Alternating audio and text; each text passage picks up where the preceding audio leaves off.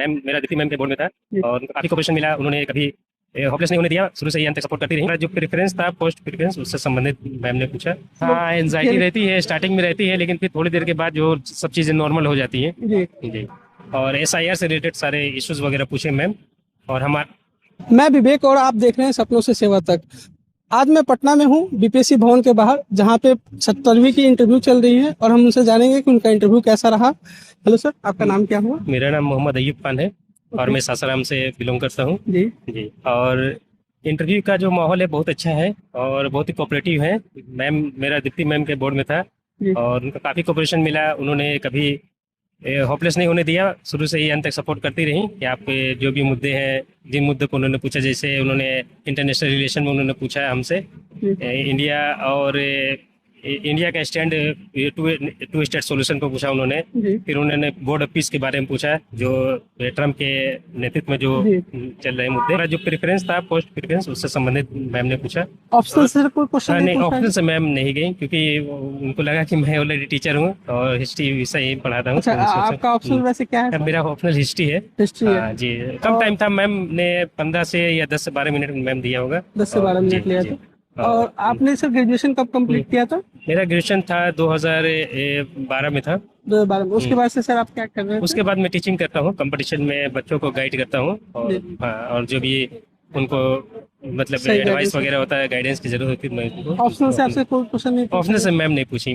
मुझे तो- आईआर की तरफ पूछी मैम। और जो मेरे पर्सनल हॉबी थे उस हॉबी से क्वेश्चंस पूछे। हॉबी क्या था सर हॉबी आपका? मेरा था फ्लूट प्लेइंग, बांसुरी वादन था मेरा। जी जी। इसमें क्या क्वेश्चन, किस तरीके के क्वेश्चन इसमें पूछे गए मैम सर पूछ आपसे? रही थी कि आप मैम ने पूछा इससे कि आप कोई फेमस पर्सनालिटी का नाम बताइए जी, जो जी। बांसुरी वादन करते हो।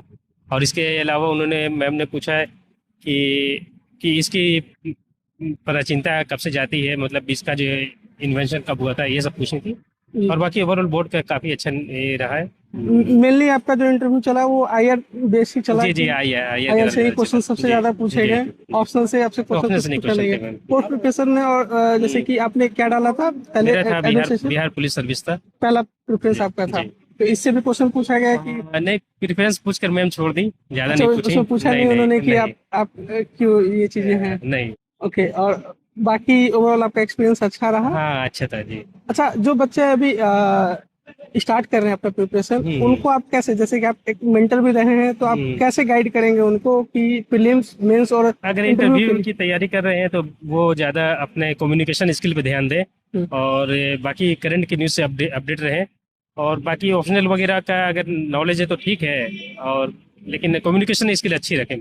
तो जो इंटरव्यू देने वाले हैं बच्चे, उनके लिए मॉक इंटरव्यू लगाना बहुत इम्पोर्टेंट हो जाता नहीं, है? करना चाहिए मॉक इंटरव्यू, तो 4-5 लगा ले तो अच्छा रहेगा। उससे क्या होगा, फ्लुएंसी आ जाएगी एक बातचीत में, एक ये जो रस होता है वो रस क्रिएट हो जाएगा। जी। जी। उससे क्वेश्चन वगैरह आप कुछ टैली किए कि जो आपने मॉक में क्वेश्चन दिया होगा? नहीं, वो जो मैंने पढ़ा था बस वही क्वेश्चन जो है आए, जो मैंने करंट वगैरह की न्यूज वगैरह देखी थी उसी से रिलेटेड थे क्वेश्चन तो कहीं वगैरह। ना कहीं मॉक लगाना बेनिफिशियल है बच्चों के लिए? बेनिफिशियल है, उससे है कि आपका फियर खत्म हो जाएगा। फिर खत्म जी। हो जाएगा। बाकी आपकी जो है फ्लुएंसी बढ़ जाएगी। अच्छा, आपने किन किन कोचिंग के मॉक वगैरह लगाए थे सर? मैंने क्योंकि दिया था बच्चे जो भी इंटरव्यू देने पीडब्ल्यू का दिया था और KGS में दिया था। और उसके अलावा परम IS है, परम उनका परम दिया IS था। जी। जी, 3 मॉक मैंने दिया था। तीन जी, इंस्टीट्यूट के जी, मॉक जी, आपने लगाए, तो जी, उससे आपको बेनिफिट जी, मिला? जी, जी। और जैसे और जो बाकी 1-2 मॉक मैंने हज भवन में भी दिया था। किसमें? हज भवन। हज भवन हज में? भवन भी एक जो सिस्टमेटिक तैयारी कराते हैं, जी, तो उनका भी मॉक काफी अच्छा था। उनका भी अच्छा था। बहुत- और जैसे जो जैसे कि इसके पहले अभी आपने इंटरव्यू वगैरह जी दिया है? जी, कौन से वाले? मैंने 64 में दिया था। 64th वाले में इंटरव्यू जी। दिया था। उस समय से और इस समय अभी आपने क्या चेंजेस लाए कि ताकि आप इंटरव्यू, और आप आशा भी कर रहे हैं कि आपका सिलेक्शन हो जाए, तो क्या चेंजेस लेके आए आप? इंटरव्यू का माहौल एक ये रहता है, फियर रहता ही है। और क्योंकि हमारे से सीनियर होते हैं वो लोग, और वो हर चीज़ों को बारीकी से देखते हैं। आपका सिर्फ आंसर देना ही बहुत मायने नहीं रखता है, उसमें आपका ओवरऑल पर्सनालिटी देखा जाता है, वे ऑफ कम्युनिकेशन देखा जाता है, आपके जो स्किल्स हैं वो सब देखे जाते हैं। और एजुकेशन और ये सब सारी जो चीज़ें होती हैं वो हमारे PT और मेंस में चेक कर ली जाती है। और इंटरव्यू जो है वो बेसिकली आपकी पर्सनालिटी का टेस्ट होता है। बोर्ड ने आपसे कुछ ऐसा क्वेश्चन भी पूछा जहाँ पे आपको लगा कि ये अनएक्सपेक्टेड क्वेश्चन है और आप वहाँ पे थोड़ा सा पॉज वगैरह लिया आपने? जी नहीं, बोर्ड ने ऐसा कुछ नहीं कहा। बोर्ड काफ़ी कोऑपरेटिव थी और खास करके मैडम दीप्ति मैम काफ़ी उत्साहित कर रही थी बार बार जी। जी। कभी कभी होता है मोरल डाउन होता था, लेकिन जो है वो जो है काफी हमको प्रोत्साहित कर रहे थे। किसी क्वेश्चन में आपको सॉरी बोलने का भी मौका मिला या नहीं मिला? हाँ सॉरी बोला मैंने, कुछ सॉरी क्वेश्चन बोला। हमसे जो आउट ऑफ रेंज थे तो मैं उसमें बोला हूँ सॉरी। तो जो सॉरी आप बोलते हैं उसकी वजह से बोर्ड का कुछ रिएक्शन चेंज होता है नहीं या नहीं, नहीं होता ऐसा है? कुछ नहीं, ऐसा कुछ नहीं होता है, अच्छा। उससे कुछ ये नहीं है। और वो ये नॉलेज का गेम नहीं है, ये बेसिकली आपकी जो है पर्सनालिटी का गेम और है। जब बच्चे यहाँ से एंटर करते हैं, अंदर जाते हैं हम्म। और वहाँ पे बैठ के वेट कर रहे होते हैं अपने हम्म। इंटरव्यू के लिए, जी जी जी जी। अपने इंटरव्यू के लिए जब वेट कर रहे होते हैं बच्चे, हम्म। उस समय कुछ एंजाइटी या कुछ इस तरीके का फियर आप लोग हाँ एनजाइटी रहती है, स्टार्टिंग में रहती है, लेकिन फिर थोड़ी देर के बाद जो सब चीजें नॉर्मल हो जाती हैं। जी, जी। तो उसके लिए कुछ और सजेशन देना चाहें आप?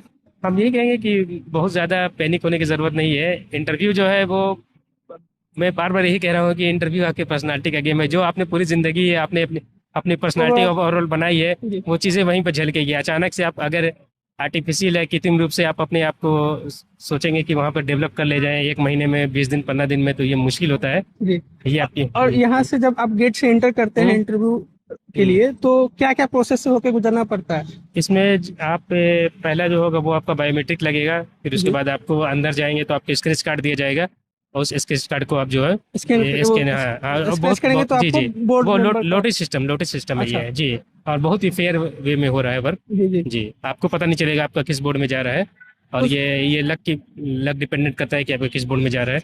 उसके बाद से आप जब इंटरव्यू दे के आप बाहर निकले हैं, तो आपसे मेडिकल वगैरह भी कराया गया? जी मेडिकल वगैरह हुआ लास्ट टाइम पे हमारा। मेडिकल में किन किन बातों का ध्यान रखा जा रहा है?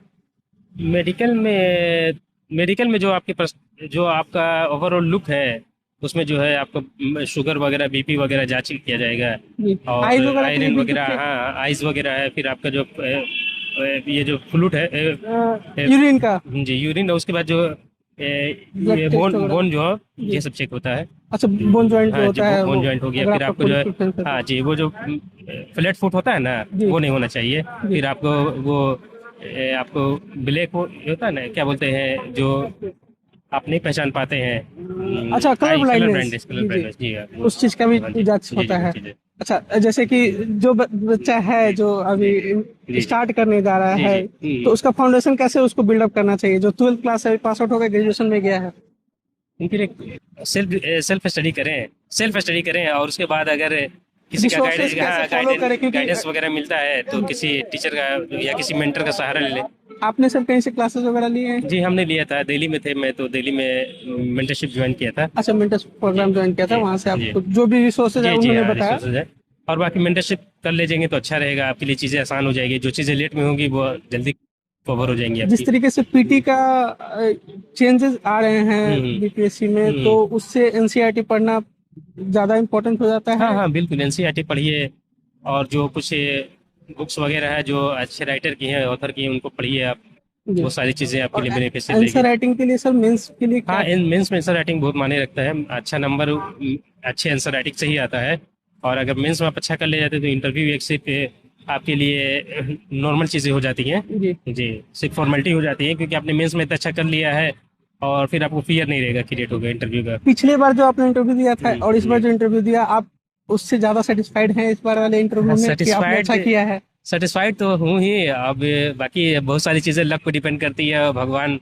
ईश्वर ये सब चीज़ें भी जी। माने रखती है, और जी। नसीब अगर अच्छा रहा, दिन अच्छा रहा, बोर्ड अच्छा था, मैम तो मैम बाकी काफी cordial थी, तो जी जी, तो बाकी चीज़ें हो जाए अच्छी। जी। जी। आशा करते हैं कि आपका सिलेक्शन हो जाए। Thank you, congratulation sir. Thank you so much. Thank you so much sir.